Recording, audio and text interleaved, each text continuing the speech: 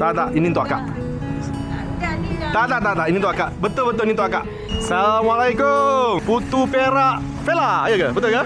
Saya dipanggil untuk review kedai ni. Yang 50 terawal lah, yang 100 tu kan. Apa yang special sebenarnya ni? Black velvet.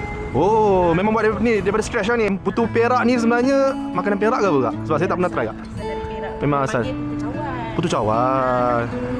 Panggil putu cawan. Lama dah berniaga kak? Lepas tu tak boleh berniaga tak polo terus pindah. Oh, dulu berniaga polo. Oh, ramai peniaga yang dah tak boleh niaga tu kan. Mesti yang laksa-laksa kat sana ya.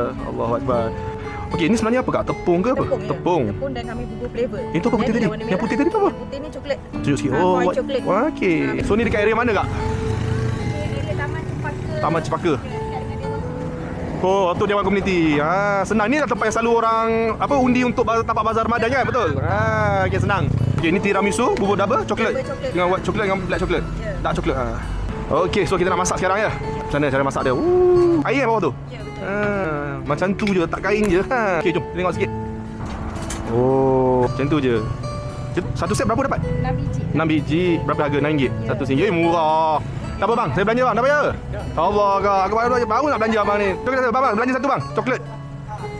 Akak belanja. Betul bang? Saya nak support akak ni hari ni. First time makan ni. Allah. Original. Red velvet. Tiramisu atas. Tiramisu atas.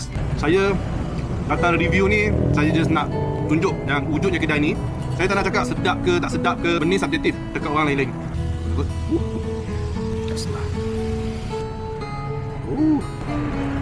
Bismillah. Sedap tak? Ini favourite coklat. Ini paling sedap. Sumpah. Ini paling sedap. Okey kak, alhamdulillah makanannya kak. Putu Perak ni first time saya makan, memang sedap. Yang paling sedap tadi apa?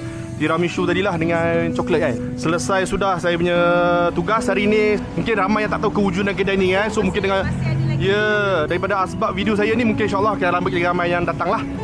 Tentang bayaran kan, yang 100 tu okey, 100 sajalah. Dengan 100 ni pula saya nak akak ambil balik and infak kepada esok yang nak datang makan besok hari Jumaat kan. Betul? Ya, betul.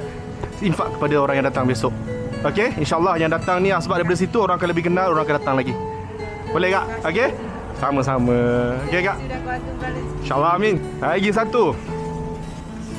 Dah banyak. Tak. Cukup je. Tak, ini untuk akak. Dah ni dah. Tak, ini untuk akak. Betul ini untuk akak. Saya nak support. Saya Terima kasih banyak-banyak. ikhlas daripada saya. Semoga video ni insyaAllah kita harapkan video ni lagi orang nampak. Semoga orang lagi kenal lah dekat TC ni. Macam ni. Sama kak. Alright. Sama. Okay, bye. Thank you. Bye.